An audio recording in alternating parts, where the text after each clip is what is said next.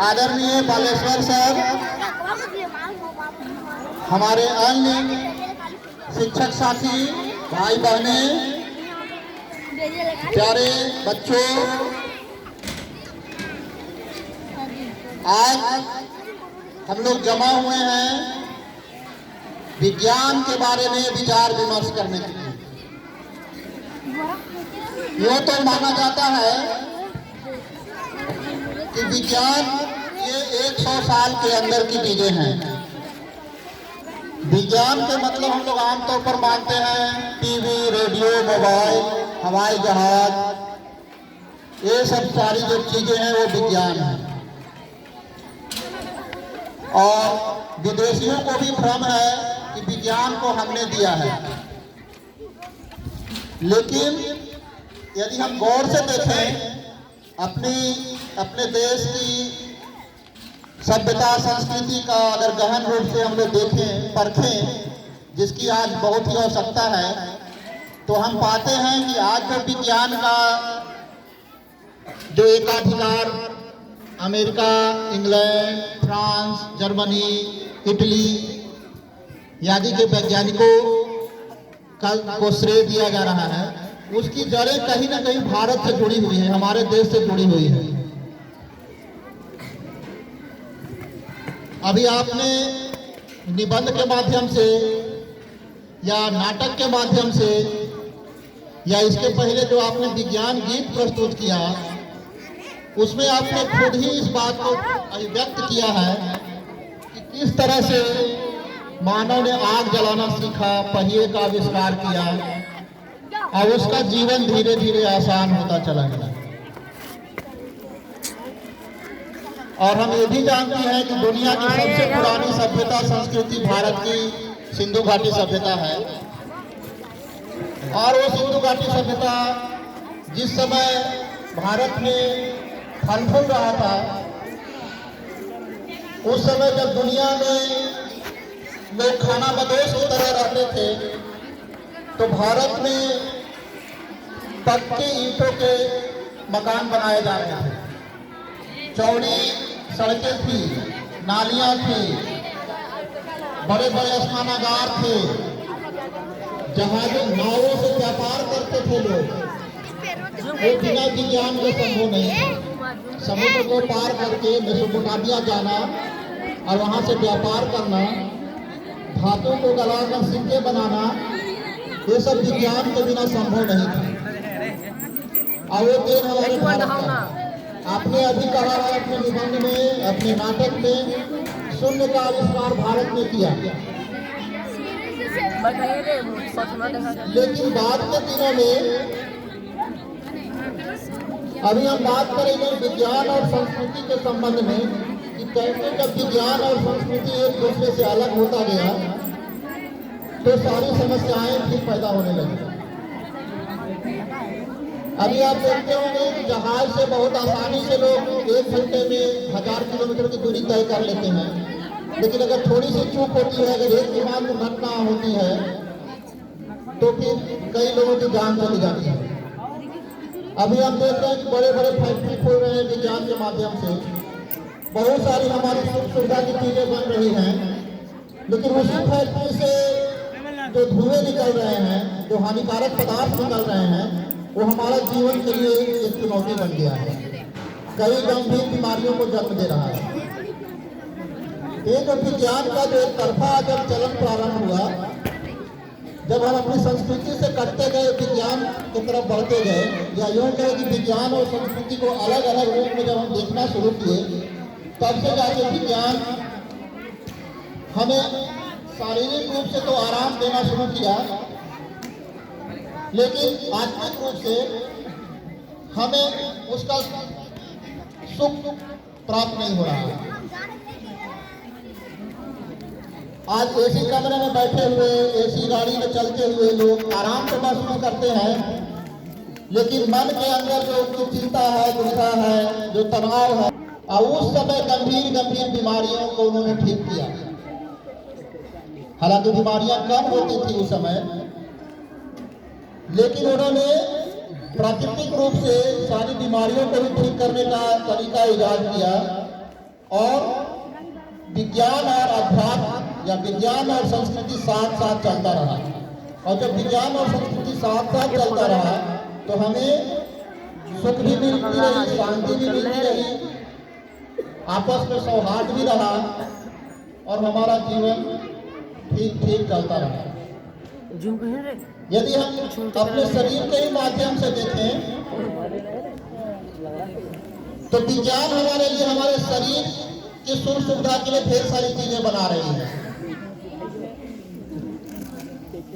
सर्दी से बचने के लिए गर्म कपड़े हैं, ठंड से बचने के लिए एसी है, रूम हीटर है।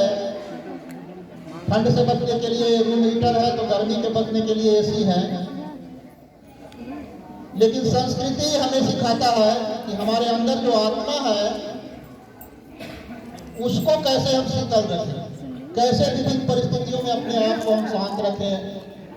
तो जब हम दोनों चीजों को साथ लेके चलेंगे तो हमारा जीवन का गाड़ी अच्छी तरह से चलेगा और विज्ञान का हम सही सही अपने जीवन के लिए, अपने समाज के लिए उपयोग कर सकते हैं। जिस तरह से देखते होंगे किसी मशीन में अगर सारा मशीन ठीक है और बैटरी नहीं है तो मशीन किसी काम का नहीं रहेगा। आप देखते होंगे पंखा लगा हुआ है, बिजली लगा हुआ है, सब कुछ लगा हुआ है, अगर उसमें पावर नहीं जाएगा तो सारा कुछ बेकार होगा। उसी तरह सारी सुख सुविधा की चीजें हमारे पास है, विज्ञान के माध्यम से हमने हासिल कर ली, लेकिन उसका प्रयोग सही तरीका से नहीं करें तो हमें आराम तो मिलेगा लेकिन शांति नहीं मिलेगी, खुशी नहीं मिल सकती। तो आप देखते होंगे कि जिस तरह से आप अगर किसी गाड़ी से यात्रा कर रहे हैं, गाड़ी बहुत अच्छी है, उसका ड्राइवर अगर ठीक नहीं है तो कितनी अच्छी गाड़ी होगी तो आपको कहीं भी दुर्घटनाग्रस्त हो सकते हैं, आपको नुकसान हो सकता है। उसी तरह विज्ञान से चीजें हमने बनाई, परमाणु बम बनाया गया विज्ञान के माध्यम से, लेकिन अगर उस बम का उपयोग किया जाता है तो सारा मानवता के लिए खतरा है। तो परमाणु बम, परमाणु जो ऊर्जा है, परमाणु जो ताकत है, उससे बम भी बनाया जा सकता है और बिजली भी पैदा की जा सकती है। यदि हम उस परमाणु ऊर्जा को बिजली बनाने में उपयोग करें तो हमारे सुख सुविधा के लिए सही है, लेकिन अगर उसी को बम के रूप में यूज करें तो क्या होगा? हम जानते हैं अगर एक बम किसी देश पर गिराया जाए तो सिर्फ उस देश को नुकसान नहीं होगा, पूरी दुनिया का जलवायु प्रदूषित होगा। तो इसलिए हमें जोर देना है कि विज्ञान के साथ साथ जो संस्कृति है उसका मेल बहुत जरूरी है। उसके बिना अगर विज्ञान का उपयोग करते हैं तो हमें आज जो चीजें देखने को मिल रही है उससे हम बच सकते हैं, अगर हम उसका उपयोग संस्कृति के साथ नहीं करेंगे। ज्यादा समय नहीं लूंगा, अभी बहुत सा प्रोग्राम आपका है। मैं सिर्फ ये कहूंगा कि संस्कृति, हमारी जो संस्कृति, पुरानी पारंपरिक संस्कृति है, उसमें भी विज्ञान छिपा हुआ है। आप हर घर में तुलसी का पौधा लगाते हैं, तो कुछ लोग तो विज्ञान से ज्यादा पढ़ लिख गए हैं या विज्ञान के बारे में ज्यादा अगर विज्ञान घमंडी हो गए हैं तो समझते हैं कि ये फालतू चीजें हैं, बेकार की चीजें हैं। लेकिन हमें पता है कि तुलसी एक ऐसा पौधा है जिससे अधिक मात्रा में ऑक्सीजन प्राप्त होता है, वो सांस में हमें ऑक्सीजन देता है। तो हमारे ऋषि मुनियों ने परंपरा में जो तुलसी का पौधा लगाने का शुरुआत किया तो उसके पीछे विज्ञान है। ठीक है, हम मंदिर में जाते हैं, गुरुद्वारा में जाते हैं, मस्जिद में जाते हैं, वहाँ प्रार्थना करते हैं तो उतना देर क्या होता है, मेरा मन शांत होता है, एकाग्रचित होता है, उससे हमें नई तरह का जोश, ये शक्ति हासिल होती है और अपने काम को हम और ज़्यादा अच्छी तरह से कर पाते हैं। तो हमारी संस्कृति में जो भी चीज़ें हैं वो हमें अंदर से सशक्त बनाती हैं और जिसके माध्यम से हम बाहरी दुनिया को कंट्रोल कर सकते हैं। कहा जाता है कि प्राचीन जमाने में ऋषि मुनियों के आसपास हिंसक जानवर नहीं आया करते। क्यों नहीं आया करते थे? वो अपने अंदर के विज्ञान को जगा करके रखते थे। उनके अंदर की जो ध्यान और योग की शक्ति से वो उनके आसपास अगर कोई हिंसक जानवर आते भी थे तो शांत हो जाते थे, उनके सामने शांत होकर बैठते थे। हम जानते हैं कि हमारे देश ने जो पाई का खोज किया, शून्य का खोज किया, ज्यामिति ये का खोज किया, इसके माध्यम से आगे चल के विज्ञान की ढेर सारी खोजें हुई। हम उसका पेटेंट करा नहीं पाए, ये अलग बात है, लेकिन हमने दुनिया को विज्ञान की ढेर सारी चीजें दी हैं और हमें उस पर गर्व करना चाहिए। और आप बच्चों से अपेक्षा है कि आप विज्ञान को सिर्फ किताबों से नहीं, किताब में विज्ञान के आंसर क्वेश्चन तक ही सीमित नहीं रहे, बल्कि विज्ञान को अपने जीवन में उतारें। किसी भी चीज को वैज्ञानिक तरीके से सोचे, क्या है, क्यों है, कैसे है।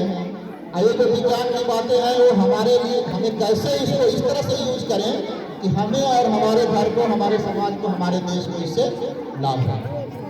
ठीक है, आप इसके बाद आप कुछ और भी ड्रामा बुक बच्चे तैयार किए हैं। क्यूज कंपटीशन है, वाद विवाद है, समय ज़्यादा नहीं है, मैं ज़्यादा समय नहीं लूँगा। हाँ, वाद विवाद होगा।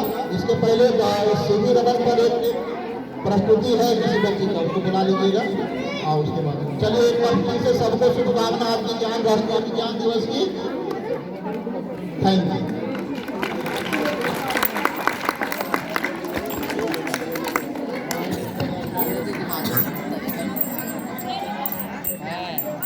धन्यवाद सर, आपने